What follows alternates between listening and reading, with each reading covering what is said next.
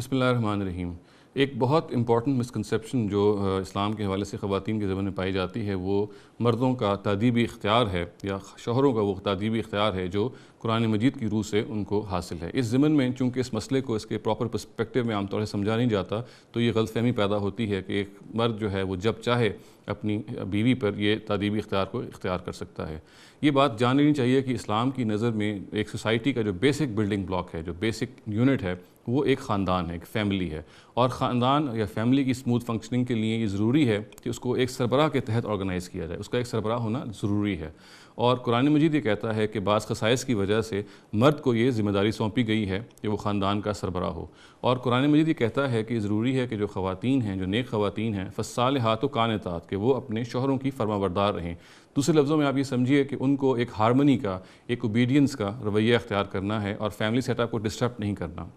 قرآن مجید یہ کہتا ہے کہ عام حالات میں سوسائٹی کو اور فیملی کو اسی طرح سے فنکشن کرتے رہنا چاہیے۔ البتہ بعض ایسی سچویشنز پیدا ہو جاتی ہیں یا ہو سکتی ہیں جس میں ایک خاتون اپنے شوہر کے اس اختیار کو چیلنج کرنے کے درپے ہو جائے، اور جو اختیار مرد کو سربراہی کا حاصل ہے وہ بھی اس اختیار کی خواہاں ہو، یا کم سے کم اپنا رویہ وہ اختیار کرے جو اس اختیار کے ساتھ ہی مشروط ہوتا ہے۔ قرآن مجید یہ کہتا ہے کہ اگر یہ نوبت آئے، یعنی یہ بات سمجھ لینی چاہیے کہ نوبت اصل میں یہ آئے کہ ایک خاتون یا ایک بیوی جو ہے اپنے مرد کے اس اختیار کو، اپنے شوہر کے جو اختیار کی سربراہی کا اختیار ہے، اس کو چیلنج کرنے کے درپے ہو جائے، تو پھر ایک پروسیجر ہے جو قرآن بتاتا ہے۔ اس سے کم وہ پروسیجر ظاہر ہے کہ اڈاپٹ نہیں کیا جائے گا۔ اگر مثال کے طور پہ ایک خاتون نے کسی اور طرح کی نافرمانی کر دی ہے یا خاوند کی کسی خاص معاملے میں بات نہیں مانی ہے، تو یہ پروسیجر وارنٹ نہیں کرتا کہ پھر اس موقع پہ اختیار کیا جائے گا۔ اس موقع پہ ظاہر ہے کہ پھر اور طریقے سے یا گفتگو سے معاملے کو سیٹل کیا جائے گا۔ یہ جو پروسیس ہے جس کو ہم ڈسکس کریں گے، یہ صرف اور صرف تب زیر بحث آئے گا یا اس کو اختیار کیا جائے گا جب خاتون قرآن مجید کے الفاظ میں نشوز اختیار کرے گی، اور نشوز کا مطلب یہی ہے کہ وہ خاوند کی اتھارٹی کو چیلنج کرنے کے درپے ہو جائے گی۔ قرآن مجید یہ کہتا ہے کہ سب سے پہلے جو اس سلسلے میں بات بیان ہوئی ہے کہ واللاتی تخافون نشوزہن فعظوہن واہجروہن فی المضاجع واضربوہن، یعنی ان خواتین سے جن سے تمہیں سرتابی کا اندیشہ ہے ان کو سب سے پہلے نصیحت کرو، اور اس کے بعد ان کو ان کے بستروں میں تنہا چھوڑ دو، اور اس کے بعد ان کو جسمانی تعذیب کرو۔ گویا کہ یہ سٹیپس بتا دی ہیں کہ وہ خواتین جو نشوز کا رویہ اختیار کرتی ہیں ان سے کیسے نمٹا جائے۔ اور دیکھیے کہ اس میں جو بنیادی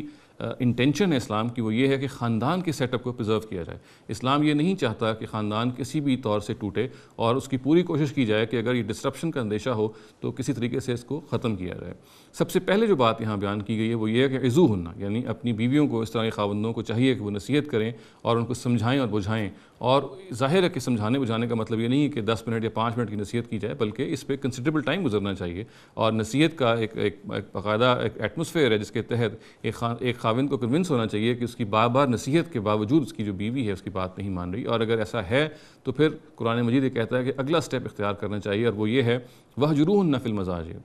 یعنی ایسی خواتین سے صنفی تعلق سے پرہیز کرنا چاہیے، پھر ان کو بستروں میں تنہا چھوڑ دینا چاہیے۔ اور ظاہر ہے یہ اس بات کا اظہار ہے کہ خاوند اس کی اس رویے سے وہ ظاہر ہے کہ ناراض ہے، اس میں ایک ڈسٹیسٹ پایا جاتا ہے، اور وہ یہ چاہتا ہے کہ وہ اس میں ان کو اپنی اصلاح کریں۔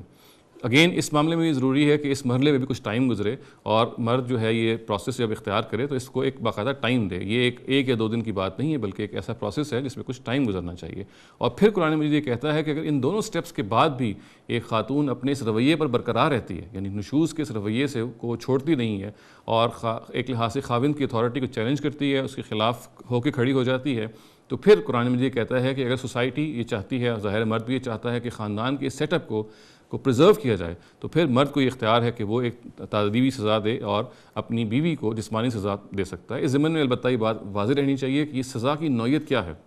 سزا یہ ایسی ہی ہے جیسے مثال کے طور پہ ایک باپ اپنے بیٹے کی کریکشن کے لیے سزا دیتا ہے، یا ایک استاد اپنے جو اس کے شاگرد ہیں ان کی کریکشن کے لیے ان کو سزا دیتا ہے۔ گویا کہ یہ کریکٹیو سزا ہے، اس کے اندر کوئی انتقامی پہلو نہیں پایا جانا چاہیے، اور نبی صلی اللہ علیہ وسلم نے خود فرمایا کہ ضرباً غیر مبرحن، اگر اس کی نوبت آ جائے تو پھر یہ سزا ایسی نہیں ہونی چاہیے جس سے کوئی مثال کے طور پہ زخم کا نشان ہے جو باقی رہے، بلکہ اس کی نوعیت بالکل ایک کریکٹیو میجر کی ہونی چاہیے۔ اس کے بارے میں یہ بات بھی جان لینی چاہیے کہ جیسے کہ میں نے شروع میں عرض کیا کہ یہ جو سٹیپس آؤٹ لائن کیے گئے ہیں یہ صرف اور صرف خاوند کی اتھارٹی کو چیلنج کرنے کے ضمن میں زیر بحث دکھائیں گے ان کو اختیار کیا جائے گا۔ عام ڈس اوبیڈینس جو ہے اس کا تعلق اس آیت سے بالکل نہیں ہے۔ اور پھر ایک اور بات جو واضح رہنی چاہیے وہ یہ ہے کہ اس اختیار کو ایکسرسائز کرنے میں، یعنی اس اختیار کو ایکسرسائز کرنے میں یہ ضروری ہے کہ ایک شخص، ایک مرد اپنے حالات کو، سوسائٹی کے حالات کو دیکھے۔ اختیار کا ایکسرسائز کرنا کبھی بھی واجب نہیں ہوتا، کبھی بھی آبلیگیٹری نہیں ہوتا، یہ ہمیشہ حالات کے ساتھ مشروط ہوتا ہے۔ انسان یہ دیکھتا ہے کہ جس سوسائٹی میں وہ رہ رہا ہے، جن حالات میں وہ رہ رہا ہے، وہ جو بنیادی مقصد ہے وہ ان سے اچیو ہو رہا ہے یا نہیں۔ دیکھیں بنیادی مقصد وہی ہے کہ خاندان کے سیٹ اپ کو پریزرو کیا جائے، خاندان ہر حال میں اس کو برقرار رکھا جائے، اور اگر یہ خاوند محسوس کرتا ہے کہ ان میں سے کسی اختیار کو ایکسرسائز کرنے کے نتیجے میں، بالخصوص جو تیسرا اختیار ہے یعنی تادیبی سزا کا، اس کے نتیجے میں فیملی سیٹ اپ ڈسٹرپٹ ہو سکتا ہے، جس مقصد کے لیے اس خاندان کو پریزرو کرنے کے لیے احکامات دیے جا رہے ہیں، اگر یہ آپشن ایکسرسائز کی گئی تو وہ خاندان جلدی ٹوٹ جائے گا۔ تو ظاہر ہے اس کے پاس آپشن ہے کہ اس کو ایکسرسائز نہ کرے۔ چنانچہ یہ بات بالکل واضح رہنی چاہیے کیونکہ قرآن مجید میں تادیبی سزا کا جو اختیار مرد کو دیا گیا ہے وہ ان حالات سے مشروط ہے اور ان سٹیجز سے بھی مشروط ہے۔ اقول قولی ھذا واستغفر اللہ لی ولکم ولسائر المسلمین والمسلمات۔